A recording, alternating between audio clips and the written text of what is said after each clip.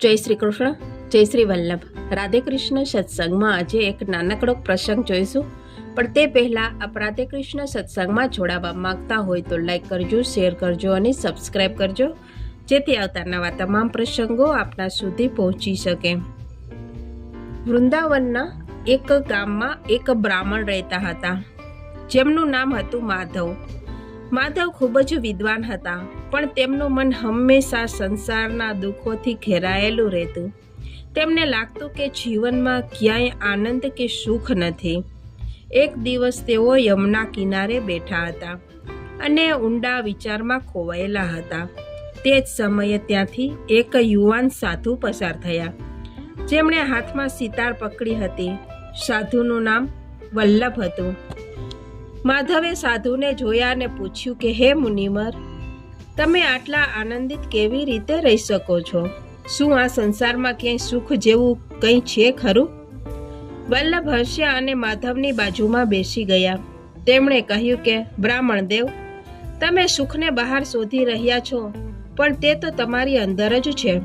દરેક વસ્તુમાં મધુરતા છે, બસ તેને જોવાની દ્રષ્ટિ હોવી જોઈએ. માધવને આ વાત સમજાય નહીં. તેમણે કહ્યું કે મને આટલા દુઃખ અને કષ્ટો દેખાય છે, તેમાં મધુરતા ક્યાંથી હોય? ત્યારે વલ્લભે ધીમેથી પોતાની સિતાર ઉઠાવી અને એક મધુર રાગ છેડ્યો. પછી તેમણે આંખ બંધ કરી અને ગાન શરૂ કર્યું. અધરમ મધુરમ વદનમ મધુરમ. વલ્લભે એક પછી એક શ્લોક ગાવાનું શરૂ કર્યું. તેમના કંઠમાંથી નીકળતા શબ્દોમાં એવી શક્તિ હતી કે માધવનું હૃદય ધીમે ધીમે પીઘળવા લાગ્યું. તેમને લાગ્યું કે તેમના કાનમાં માત્ર શબ્દો નહીં, પણ અમૃત રેડાઈ રહ્યું છે. વલ્લભે ગાન ચાલુ રાખ્યું અને દરેક શ્લોકની સાથે માધવના મનમાંથી દુઃખનો બોજ હળવો થવા લાગ્યો. તેમને લાગ્યું કે ભગવાન શ્રી કૃષ્ણની બંસરી, તેમનું સ્મિત, તેમનું નૃત્ય બધું જ કેટલું મધુર છે. તે માત્ર જોઈ શકાતું નથી, પણ અનુભવી શકાય છે.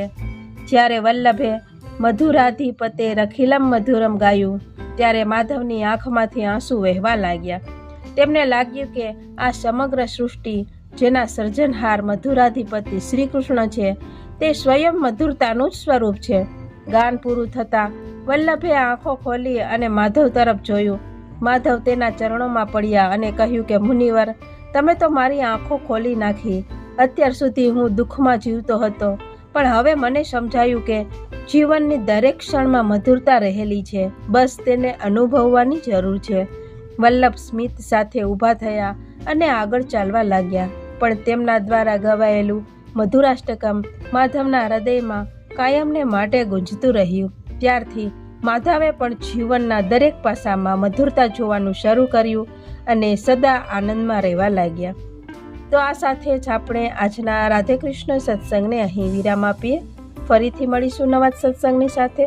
જય શ્રી કૃષ્ણ, જય શ્રી વલ્લભ.